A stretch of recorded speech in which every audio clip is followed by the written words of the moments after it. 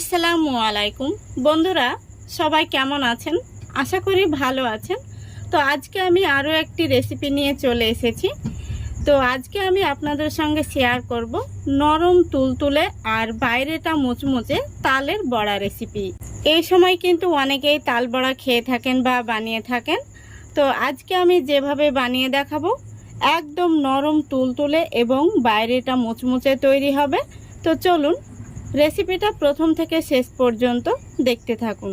আশা করছি আপনাদের ভীষণ ভালো লাগবে। রেসিপিটা ভালো লাগলে লাইক কমেন্ট শেয়ার করতে ভুলবেন না, আর চ্যানেলটিকে সাবস্ক্রাইব করে আমার পাশে থাকবেন। তাহলে চলুন শুরু করা যাক। তো দেখুন, প্রথমে এখানে আমি একটি বড় সাইজের মিক্সিং বোল নিয়েছি, আর এখানে আমি আগে থেকে তালের রসটা বের করে নিয়েছি। তো এখানে 2 কাপ পরিমাণে তালের রসটা হয়েছে। এখন আমি এই তালের রসটা এই মিক্সিং বোলের মধ্যে নিয়ে নেব। তো তালের রসটাকে আমি বের করে ছাঁকনি দিয়ে খুব সুন্দরভাবে ছেঁকে নিয়েছি। এর মধ্যে যেন তালের কোনো রকম ছোবড়া থেকে না থাকে। এখন আমি এখানে দিয়ে দেব চিনি। তো এখানে আমি 300 গ্রাম চিনি আর এই চিনির সঙ্গে কয়েকটা এলাচ আমি গুঁড়ো করে নিয়েছি। তো চিনিটাকে অবশ্যই এইভাবে গুঁড়ো করে নেবেন, তাহলে কিন্তু খুব সহজেই তাড়াতাড়ি মিশে যাবে। এবার স্বাদ মতো দিয়ে দিচ্ছি লবণ। যে কোনো মিষ্টি খাবারে লবণটা দিলে কিন্তু খুব সুন্দর স্বাদ হয়। এবার আমি এই চিনি, লবণ আর তালের রসটাকে খুব ভালো করে হাত দিয়ে মেখে নেব। আপনারা চাইলে হ্যান্ড উইচ দিয়েও কিন্তু মিক্স করে নিতে পারেন, তবে আমার মনে হয় হাত দিয়ে এইভাবে মেখে নিলে খুব সুন্দর হয়। দেখুন বন্ধুরা, খুব ভালো করে আমি মেখে নিয়েছি। খুব সুন্দরভাবে কিন্তু চিনিটা মিশে গেছে। এখন আমি এর মধ্যে দিয়ে দিচ্ছি মেজারিং কাপ মেপে 1 কাপ গমের আটা। তারপরে দিয়ে দিচ্ছি 1 কাপ ময়দা, আর সেই সঙ্গে দিয়ে দিচ্ছি আমি আতপ চালের গুঁড়ো 1/3 কাপ। এই আতপ চালের গুঁড়োটা দেওয়ার কারণে কিন্তু বড়াগুলো উপর থেকে মুচমুচে হবে। এবার দিয়ে দিচ্ছি 1/3 কাপ সুজি। তো বন্ধুরা, আপনাদের হাতের কাছে যদি আতপ চালের গুঁড়োটা না থাকে তাহলে এখানে সুজির পরিমাণটা একটু বাড়িয়ে দেবেন, তাহলেই কিন্তু অনেকটা মুচমুচে হবে। তারপরে দিয়ে দিচ্ছি 1 প্যাকেট আমুল মিল্ক। তো এখানে এই গুঁড়ো দুধটা দেওয়ার কারণে কিন্তু বড়াগুলো অনেকটাই টেস্টি তৈরি হবে। এখন আমি হাত দিয়ে সবগুলো উপকরণ খুব ভালো করে মেখে নেব। খুব সুন্দর করে মেখে নিতে হবে। তো বন্ধুরা, এখানে কিন্তু পরিমাণগুলো আপনারা লক্ষ্য করবেন। আমি যে পরিমাণগুলো দিয়েছি সেই পরিমাণটাই কিন্তু একদম সঠিক হবে। এখানে কোনো রকম জল বা দুধ কোনোটাই লাগবে না, অথবা নরমও হবে না, একদম সঠিক পর্যায়ে চলে আসবে।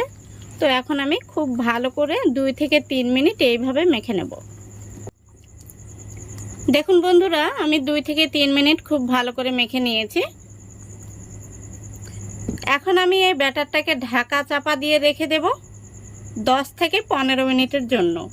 যেহেতু এর মধ্যে আতপ চালের গুঁড়ি আর সুজি দেওয়া রয়েছে, তাই সুজিটা ভিজতে একটু সময় লাগবে।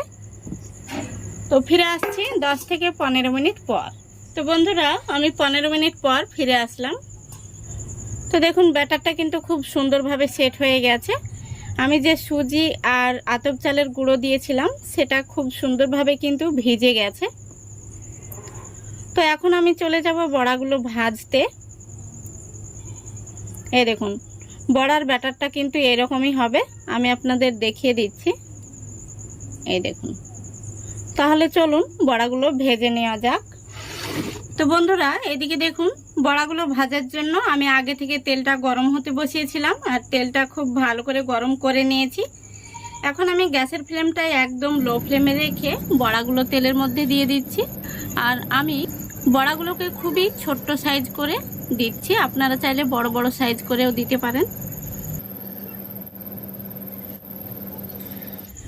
দেখতেই পাচ্ছেন বন্ধুরা, বড়াগুলো খুব সুন্দরভাবে কিন্তু নিজে থেকেই ফুলে ফুলে উঠছে। প্রথমত হাতা বা খুন্তি লাগানোর কোনো প্রয়োজন নেই, এইভাবে কড়াইয়ের হাতনটা ধরে একটু ঝাঁকিয়ে দিলেই হবে। এখন আমি একটি চামচ দিয়ে বড়াগুলো আপনাদের দেখিয়ে দিচ্ছি আমি কতটা ছোট্ট পরিমাণে বড়াগুলো দিয়েছিলাম আর কতটা মোটা মোটা হয়ে গেছে ফুলে। গ্যাসের ফ্লেমটা আমি মিডিয়ামে রেখেছি, মিডিয়ামে রেখে বড়াগুলোকে এইভাবে নাড়াচাড়া করে ভেজে নিতে হবে। তো বন্ধুরা, এই বড়াগুলো কিন্তু বাইরে থেকে মুচমুচে আর ভেতরটা একদম নরম তুলতুলে তৈরি হবে।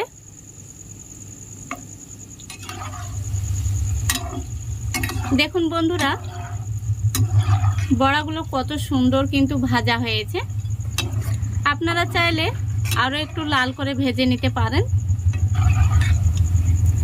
তবে এর চাইতে আমি আর লাল করব না। বড়াগুলোকে তেল থেকে তুলে নিচ্ছি।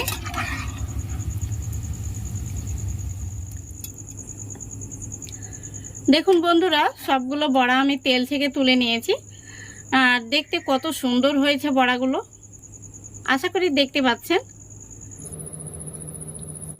একইভাবে আমি আবারও তেলের মধ্যে বড়াগুলো দিয়ে দিচ্ছি। বন্ধুরা, আমার মতো করে আপনারাও বাড়িতে বড়াগুলো ভাজবেন, দেখবেন ফুটবলের মতো কিন্তু ফুলবে। দেখুন বন্ধুরা, আমি একইভাবে সবগুলো বড়া ভেজে নিয়েছি। বড়াগুলো দেখতে কত সুন্দর হয়েছে দেখুন। এখন আমি তেল থেকে তুলে নেব।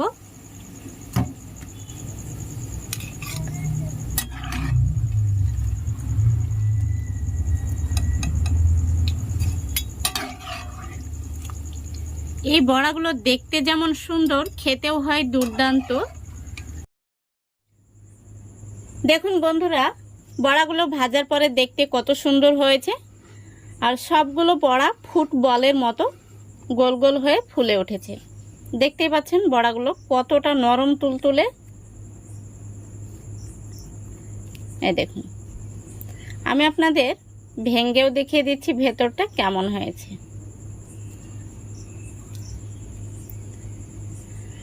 আশা করি দেখতে পাচ্ছেন। দেখুন, ভেতরটা কিন্তু একদম কেকের মতো নরম তুলতুলে আর উপর থেকে মুচমুচে।